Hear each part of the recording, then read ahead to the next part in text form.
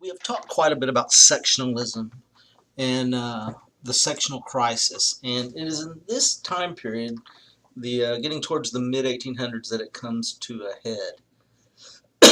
The rapid territorial expansion created conflict between the North and South. The issue of whether new territories would be free or slave dominated national politics. The decisions would impact the balance of power in Congress. The South was sure that if the free states dominated, they would pursue abolition, just as and the North was just as adamant that the goal of the South was to expand slavery to every corner of the Union. Expansion and slavery.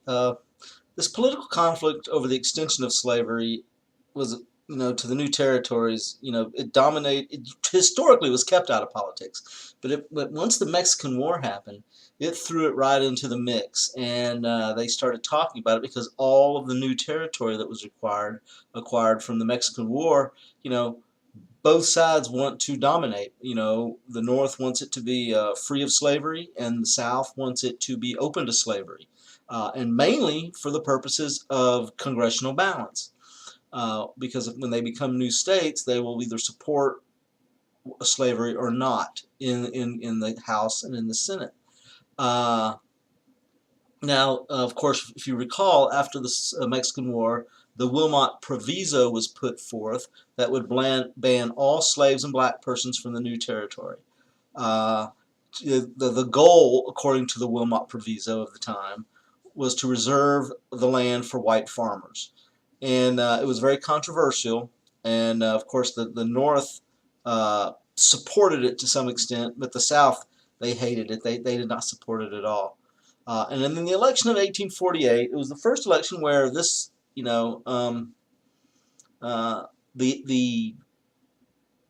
slavery issue was there, but and it was brought into the political arena of the presidential election.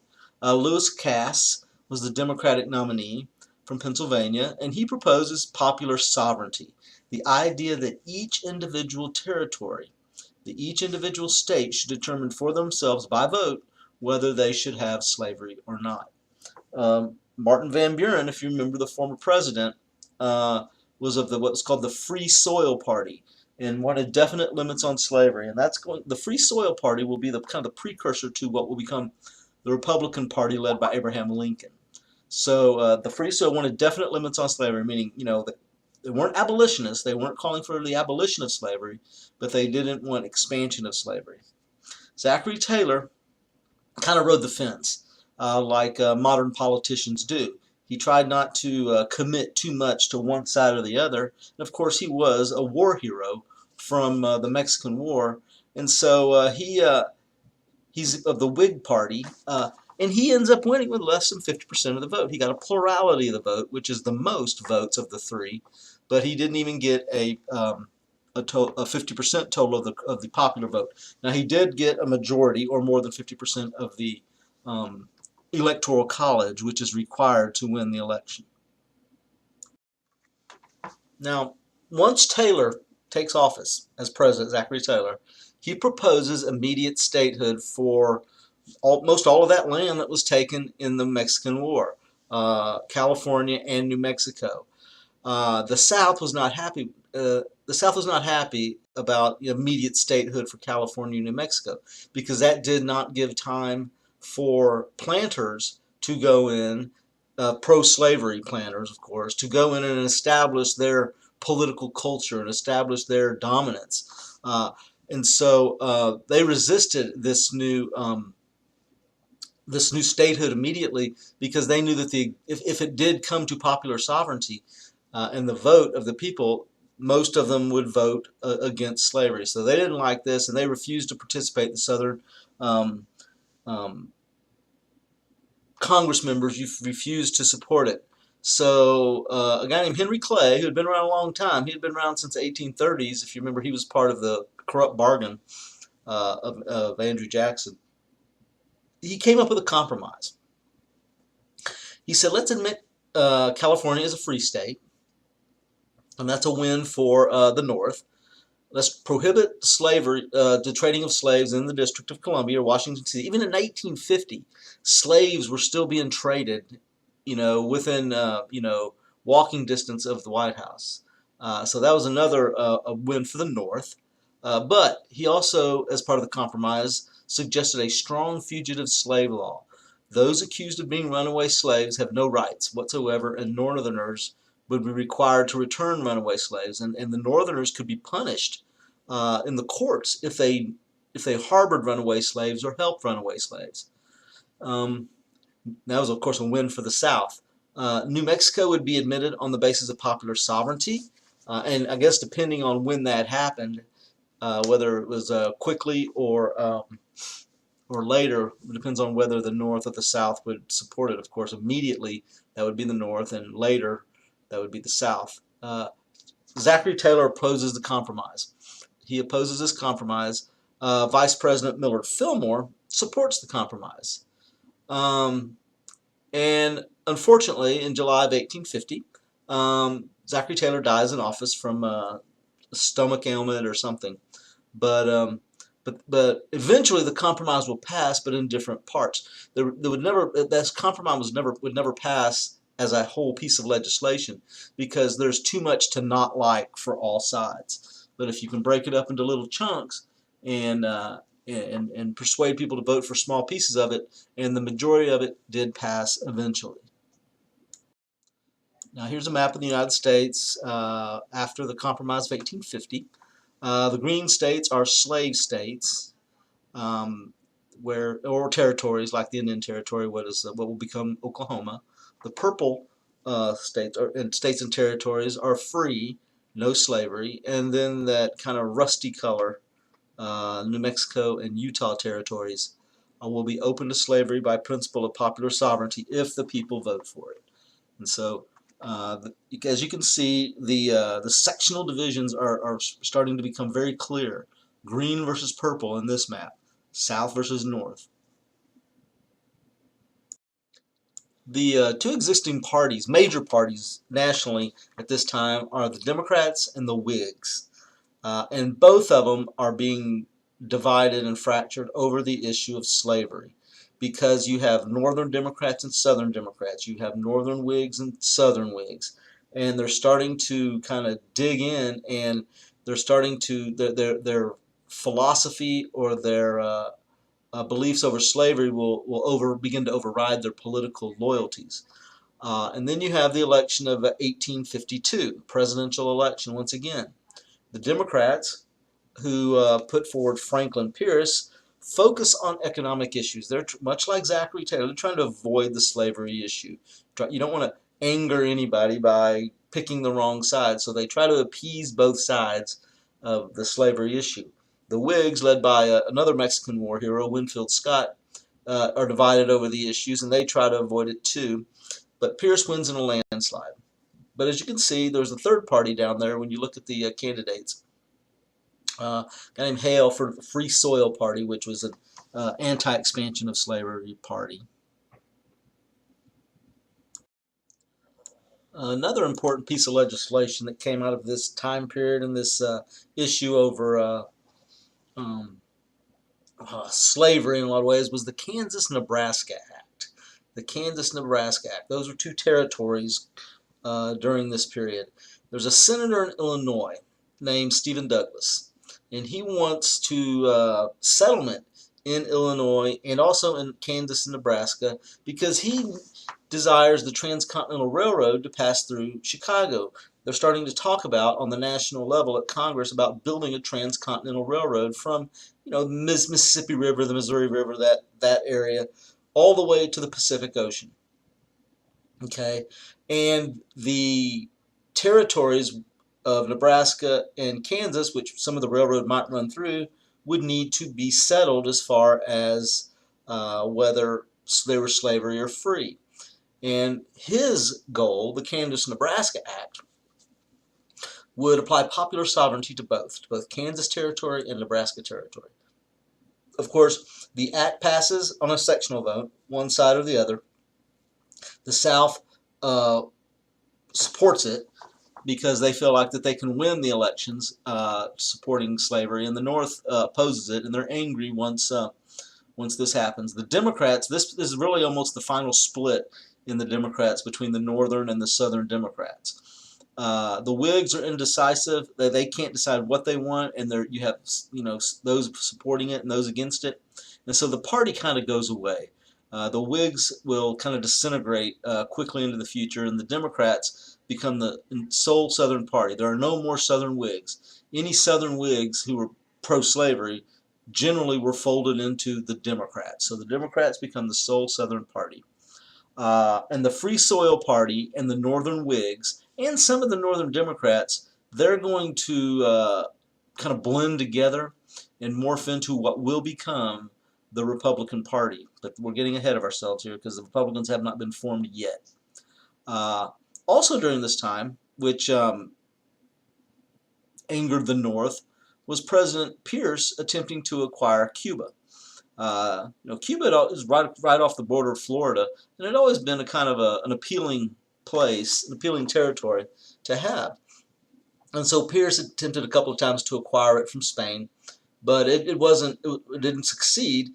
But the North saw it as just another way to add a slave state, and that angered them, and they didn't like it at all. Also during this time, with all this sectionalism and all this upheaval and uncertainty happening, that leaves a country ripe for third parties. And one party that rose up during this time was the American Party, better known as the Know Nothings. And they came out as an anti-Catholic, kind of a nativist party, where, strictly defining what Americanism is, and anti-immigrant, anti-Catholic, anti-any not white Anglo-Protestant. But anyway, it rose quickly, and they won quite a few statewide elections and many local elections. But just as quick as it rose, it fell out. But historically, that's what happens when you go into periods of upheaval and change, economic or social change.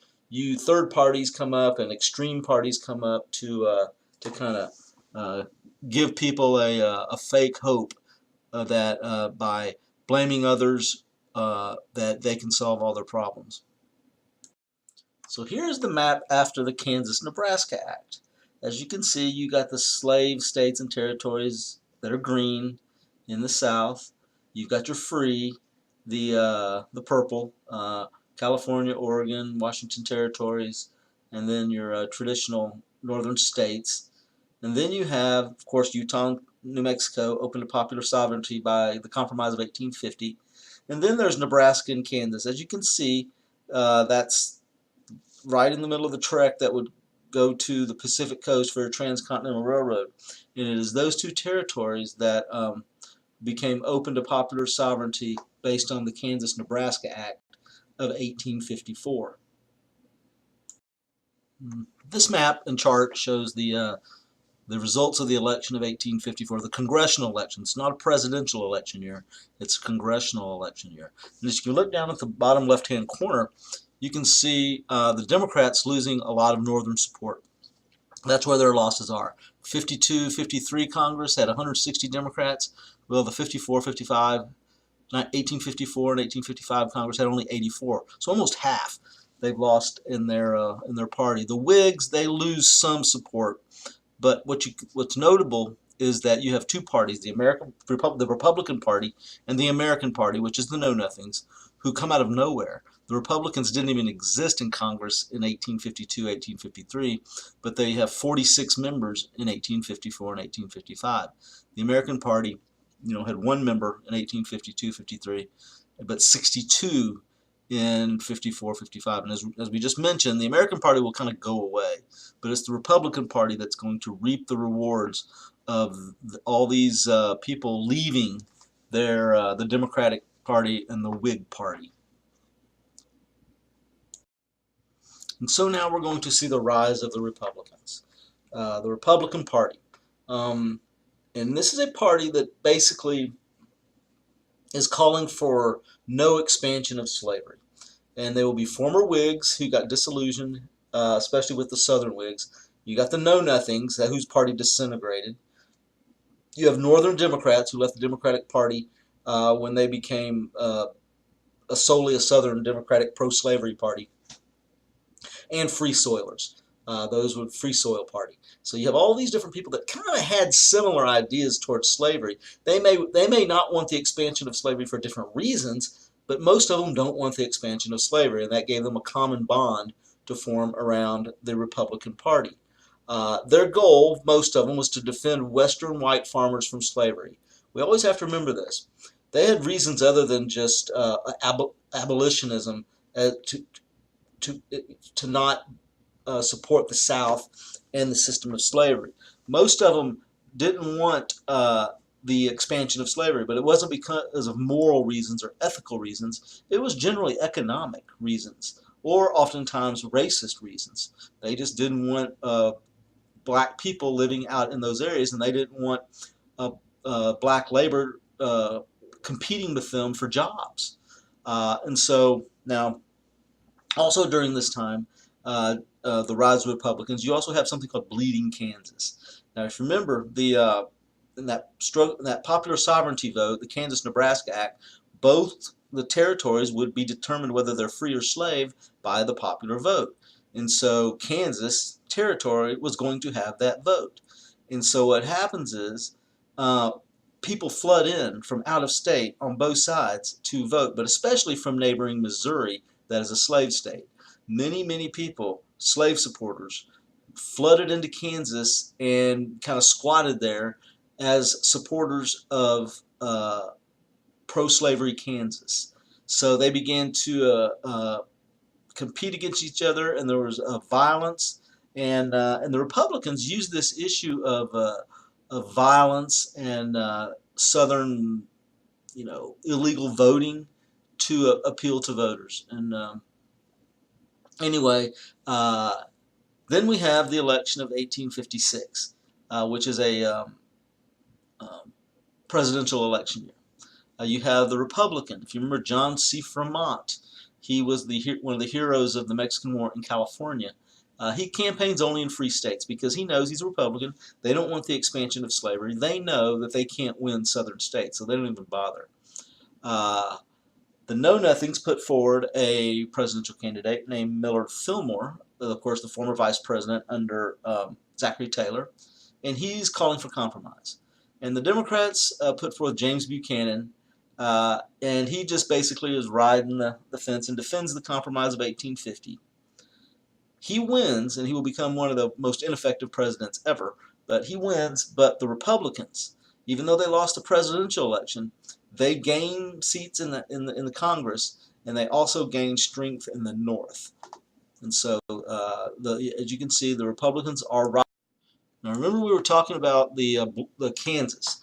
Now, one of the important things about Kansas was that they were going to use popular sovereignty. And in 1857, they had a vote. And the vote, basically, there were two capitals in Kansas. One was a pro-slavery capital, was Lecompton, and the other was a anti-slavery capital. Well, in the first election, the Lecompton Constitution, which was the pro-slavery constitution, legalized slavery in Kansas.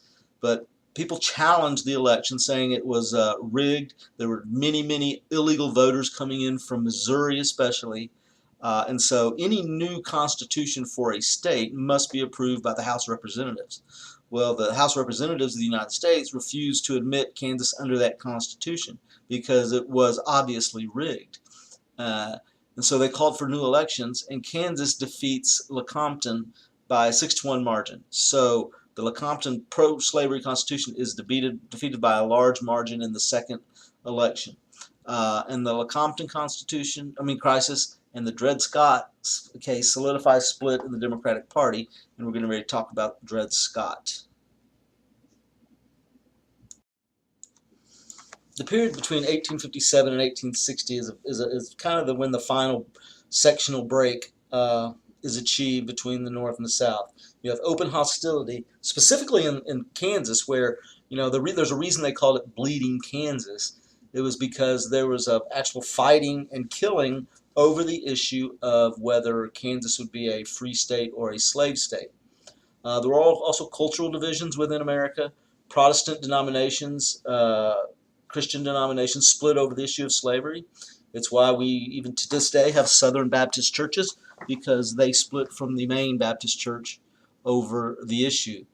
Southern literature begins to romanticize plantation life in their books, talking about, downplaying the evils of it and talking about how good, the slaves were treated. The South begins to separate itself intellectually, or think about at least trying to separate itself intellectually and economically from the North, seeking independence. Of course, eventually they will seek political independence. Northern intellectuals condemn slavery. They begin writing about it and talking about it. And then a very important event happened. A book was written called Uncle Tom's Cabin by Harriet Beecher Stowe. And basically, it's a book about slavery. And it's a book about a specific slave named Uncle Tom. Excuse me. And she portrays the life of a slave in very stark terms, very unvarnished, if you will. So it was, some of it was a very brutal description of life as a slave, and it polarized the country, and a lot of people read it, and it was the most popular book of the time. I mean, people would share it, and the only book I think that had more sales during that time period was the Bible, but people read it, and of course if you were anti-slavery, you loved it. If you were pro-slavery, you hated it. But what the important thing was, those that were kind of on the fence or hadn't really made a decision regarding whether they supported slavery or they were against it, or whether this usually book tipped them into the anti-slavery category. So it was a very important book. Of course, Harriet Beecher Stowe, after she wrote the book, and once the Civil War started, Abraham Lincoln invited her to the White House. And Harriet Beecher Stowe was like less than 5 foot tall. And of course, Abraham Lincoln was 6'6" or something like that. But when they met, and he came to the door, and they met, I'm not sure if this story is true, but it's been told that Abraham Lincoln leaned down, shook her hand, and said, "So you're the little lady that started this big war." And so that tells you how important he thought the book was. Another important pivotal thing that happened to lead us to war is the Dred Scott case. Dred Scott was a slave who was from Missouri. His owner was an army doctor who traveled a lot. And they traveled many times and lived for many years in free states and free territories. And Dred Scott met his wife and married her in Illinois, which was free.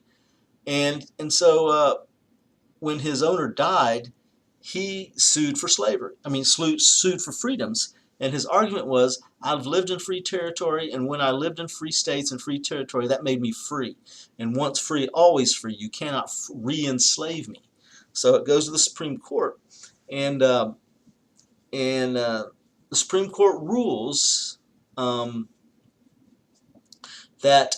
Well, a couple of things they do. First, the Supreme Court rules that slaves are property, that because they're property and not citizens, they have no right to sue in the courts. I can imagine one of the justices of the Supreme Court arguing that you being here trying to sue in court is no different than this table. Now, the Chief Justice at the time was a guy named Roger Taney, and he was a slave owner. So, you can see how this is going. But he argued, and he ruled that Dred Scott had no right to sue in the court system because he was a slave and not a citizen, really not a person.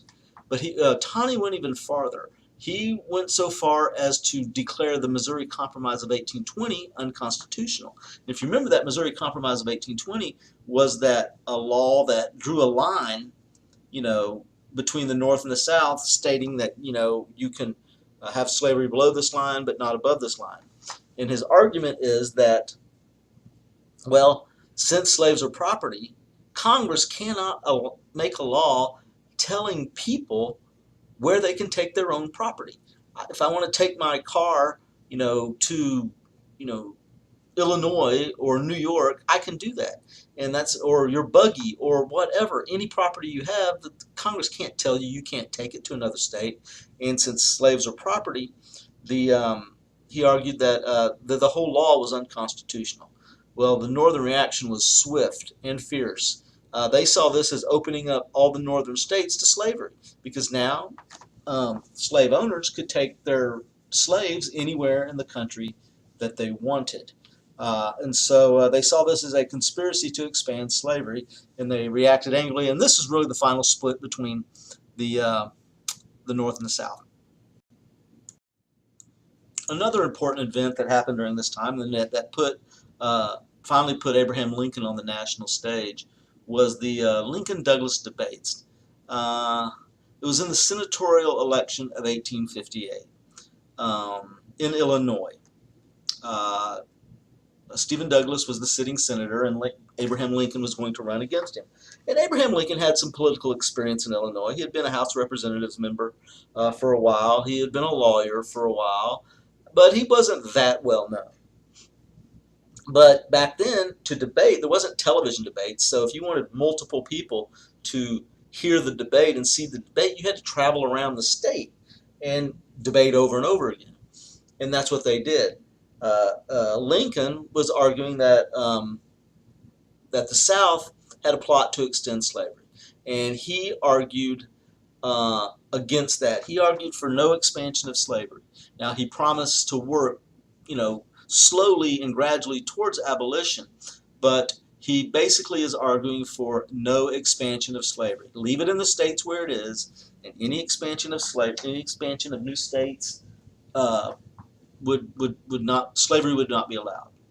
But and there's a big question among historians about this. When he was pressed by questions from people, like maybe a question would be like, well, because you will eventually want to abolish slavery, does that mean you believe that blacks and whites are equal, that they should be equal in society? He balks there. He defends white supremacy and white superiority when he's really pinned down to answer the question.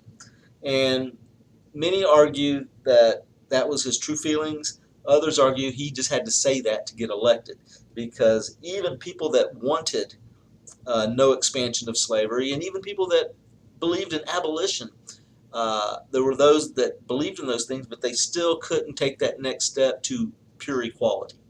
So he did defend white superiority. Now, Douglas accuses Lincoln of promoting racial equality. Of course, that's going to stir everybody up. And he continues to promote popular sovereignty. Now, Lincoln loses the election, but he gains national prominence because back in those days, debates, especially for the Senate and for some high-level offices, the transcripts of those debates were published in newspapers, and newspapers nationwide. And so many people in other states besides Illinois had a chance to read Lincoln's arguments. And he became very influential and popular, especially among the political elite in the Republican Party. Now, also during this time, you have John Brown's raid on Harper's Ferry.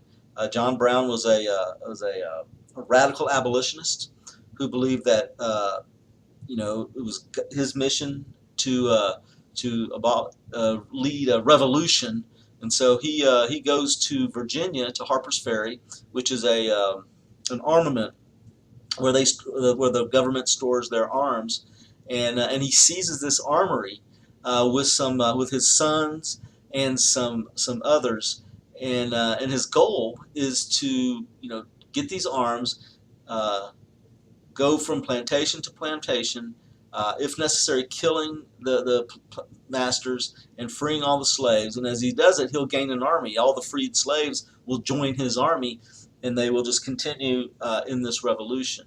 Well, he never got out of the actual armory. He was trapped. In the firefight, one of his sons was killed, I believe, and in the end, he was executed. Now, he was seen by the Northerners as a martyr, somebody who would do anything for the cause. of abolition and for the cause of freedom. The Southerners saw him as a threat. They said, "See, this is what happens when you start talking about, abolitionism and everything. You get the crazies coming out of the woodwork." So I mean, it just depends on your point of view as how you see John Brown and his attempt to start a revolt. And now we have the pivotal election of 1860. It's going to be the main issue, really the only issue that matters at this point is the issue of slavery, whether slavery will be allowed to expand or not. The Republicans, of course, have coalesced around this issue of not allowing expansion of slavery, and of course the Southerners and the Democrats are for the most part pro-slavery and pro-expansion of slavery. The Southerners see the Republicans as radical abolitionists, although there may be some in there that they're not radical abolitionists, and they threaten to secede if the Republicans win. The Republicans end up nominating Abraham Lincoln based on the Lincoln-Douglas debates and also on his very eloquent defense of his positions. But it wasn't unanimous and it wasn't the first ballot, so it took a while, but eventually they came to the conclusion that Lincoln would be their best bet. So Lincoln was seen by the Northerners as a moderate because he wasn't calling for abolition. He was just calling for no expansion of slavery into other states or other territories. He did not call for overt abolition. He just did not come out and say, "I want abolition of slavery." And he was hoping that that would appease some of the Southerners.